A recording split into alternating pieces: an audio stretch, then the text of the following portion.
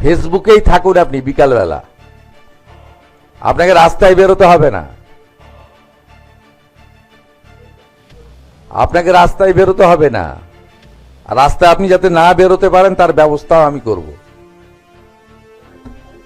আপনি বাড়ির উপর নিয়ে খেলতে গেছিলেন, গোল খেয়ে বাড়ি এসেছেন। আপনি হালি শহর নিয়ে চেষ্টা করেছিলেন, সেখানেও ডবল গোল খেয়ে বাড়ি এসেছেন। যত কথা কম বলুন, বিশ্রাম করুন, অনেক বয়স হয়েছে। মুখ্যমন্ত্রী শুভেন্দু অধিকারী এটা কি বললেন?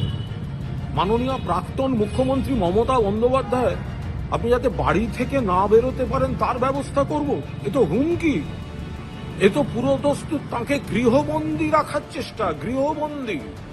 তার মানে আপনারা মমতা বন্দ্যোপাধ্যায়কে এত ভয় পাচ্ছেন যে গৃহবন্দী রাখতে হচ্ছে।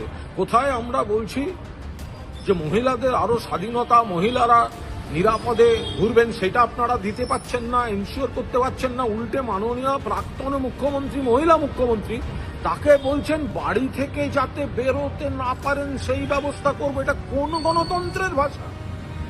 এটা নিশ্চয়ই আপনি কোনোভাবে একটা দমন পীড়নমূলক।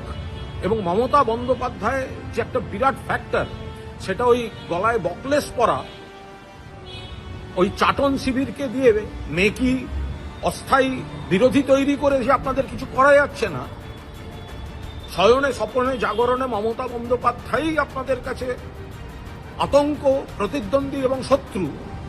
এই কথাটা শুভেন্দুবাবু আপনার মুখ থেকে বেরিয়ে গেল, এটা কিন্তু গণতন্ত্রের পক্ষে অত্যন্ত বিপজ্জনক। তীব্র প্রতিবাদ করছি। বাড়ি থেকে যাতে না বেরোতে পারেন তার ব্যবস্থা করব। সারা বাংলায় ঘুরবেন, সারা ভারতে ঘুরবেন মমতা বন্দ্যোপাধ্যায়, পারলে রুখে নেবেন।